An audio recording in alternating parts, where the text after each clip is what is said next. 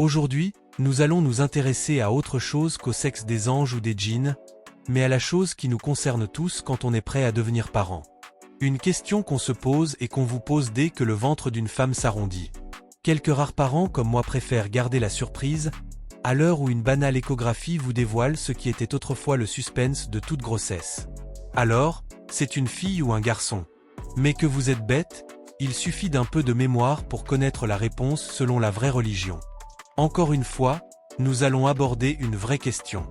Une vraie question de science islamique, pas de maquillage halal ou de recettes ramadanesques comme on voit de nos jours sur les réseaux sociaux. Si toi, femme musulmane, tu jouis avant ton mari, tu auras une fille. Mais si ton mari jouit avant toi, félicitations, ce sera un garçon. Non, ce n'est pas Doctissimo qui le dit. Ce n'est pas non plus une théorie TikTok de sorcellerie marocaine. C'est le prophète, paix et gynécologie approximative sur lui, qui l'affirme. Hadith authentique, rapporté par Muslim, Sahih numéro 311. Lorsque la goutte de l'homme devance celle de la femme, l'enfant prend les traits du père. Et lorsque celle de la femme devance celle de l'homme, l'enfant prend les traits de la mère. En résumé, si la femme jouit avant l'homme, c'est une fille. Si l'homme jouit en premier, c'est un garçon. Voilà ce que dit la science islamique sur la détermination du sexe de l'enfant à naître, révélé par l'ange Gabriel à notre prophète préféré entre deux attaques de caravane. Vous croyez que la génétique dépend des chromosomes X et Y? Vous pensiez que l'homme donne soit un X, soit un Y, et que la femme, elle, ne donne que des X? Vous croyez aux spermatozoïdes et à la fécondation? Vous êtes victime de la désinformation occidentale et de la science des koufars. Dans l'islam, c'est la rapidité de jouissance qui décide du sexe de votre bébé. Donc mesdames, si vous voulez une fille, amusez-vous un peu, prenez les devants. Sinon, laissez monsieur finir vite, il aura son héritier mâle. Ce n'est pas moi qui le dis, c'est Mahomet, gynécologue du désert diplômé.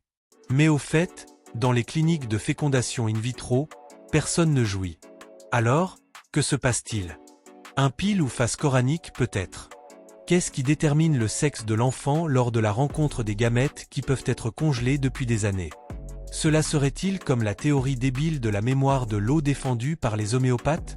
La trace de la jouissance masculine se diluerait dans le cosmos avant de se cristalliser dans l'éprouvette magique des décennies plus tard.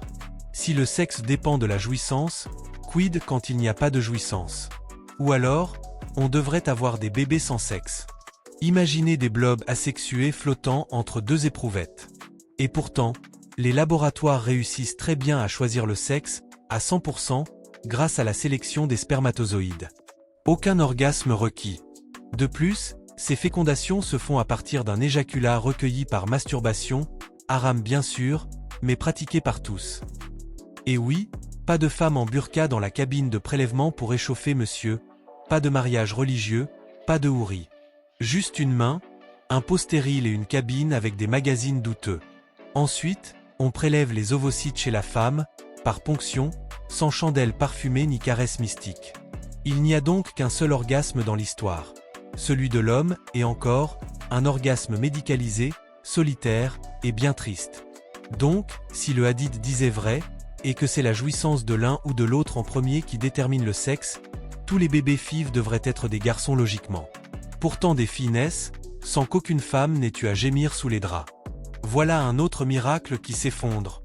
Nous devrions avoir des dizaines de milliers de petits mâles sortant des éprouvettes chaque année. Et pourtant, on obtient aussi des filles. Même quand personne n'a joui dans l'ordre prophétique. Comme quoi, Mahomet avait peut-être une révélation, mais sûrement pas un diplôme en gynécologie.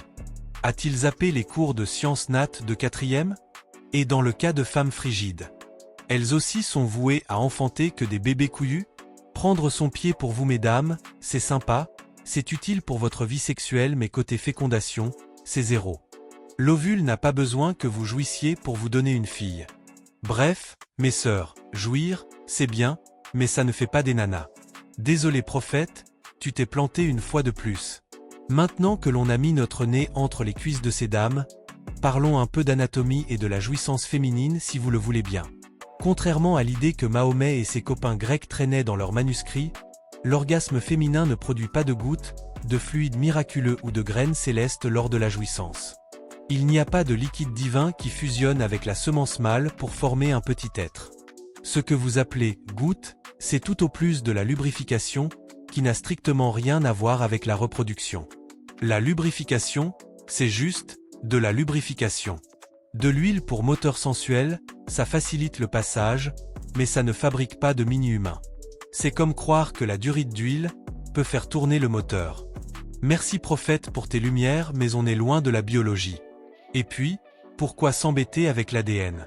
Pourquoi cartographier le génome humain si une petite partie de jambe en l'air, réussie pour madame ou monsieur, suffit à déterminer le sexe du futur bébé? Un simple quickie, un coup à la hussarde si vous préférez les boomers, bien chronométré et hop ça suffit. Tout est faux dans le texte sacré. Biologiquement, génétiquement, scientifiquement. Je le redis au risque de me répéter pour être bien clair, c'est le chromosome donné par l'homme qui décide. X pour une fille, Y pour un garçon, c'est prouvé. Aucun lien avec la vitesse de l'orgasme. Ou alors, prophète, explique-nous ce mystère. Quand une femme donne naissance à des jumeaux de sexe différents, un garçon et une fille, qui a joui en premier? Dis-nous, madame? Monsieur? Les deux en même temps, synchronisés comme un ballet de spasmes célestes? Ce serait donc ça, le fameux 7e ciel? La fusion parfaite des plaisirs qui crée à la fois un garçon et une fille? Ou alors, autre hypothèse. Peut-être que ni toi, ni les Grecs, ni le Talmud, ni même le petit Gibril sur son nuage ne comprenaient réellement comment fonctionne la génétique? Soyons sérieux 2 minutes. Les jumeaux mixtes, c'est la preuve biologique que le sexe d'un bébé ne dépend pas de la jouissance du couple mais d'une double fécondation, et surtout, du hasard chromosomique. Si Mahomet avait reçu la révélation du ciel, il aurait dû nous parler des spermatozoïdes porteurs de chromosomes, pas des spasmes pelviens.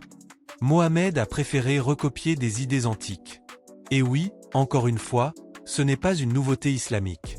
Chez Hippocrate et Galien, on pensait déjà que les humeurs sexuelles qui arrivaient le premier, les liquides gynécologiques, influençaient le sexe de l'enfant. L'orgasme féminin est un fluide qui monte de la colonne vertébrale au cerveau et qui coule dans l'utérus, selon les philosophes grecs. Et comme par hasard, ces idées-là traînent aussi dans le Talmud. Encore un verset coranique ou un hadith qui sent la bibliothèque helléniste mal digérée, ou le rouleau hébreu recopié dans le noir. Nous en avons l'habitude avec Mohamed le Bédouin. Je ne vous parlerai pas des hadiths sahirs de Muslim et Bukhari, hadiths décrivant le sperme comme provenant de l'urètre sans distinction anatomique entre système urinaire et reproducteur. Je ne voudrais pas me moquer plus longtemps de ceux qui sont si nuls en anatomie qu'ils finissent par confondre le robinet à urine et le chandelier à semences. Alors, mes sœurs, la prochaine fois qu'un imam vous promet une fille si vous prenez votre pied, rappelez-lui qu'on est au XXIe siècle. Pas sous la tente de chameliers ou de marchands de tapis incultes du 7e siècle. Pensez bien que si le Coran disait vrai, on trouverait ces versets sur les boîtes de préservatifs. Alors oui, mesdames, riez, jouissez, prenez votre temps ou abandonnez-vous au plaisir, dès l'ouverture des hostilités conjugales, mais surtout, ne croyez pas que ça vous donnera une fille. Et vous, messieurs, désolé. Jouir en premier ne fait pas de vous des reproducteurs de mâles alpha. Ça fait simplement de vous des éjaculateurs précoces.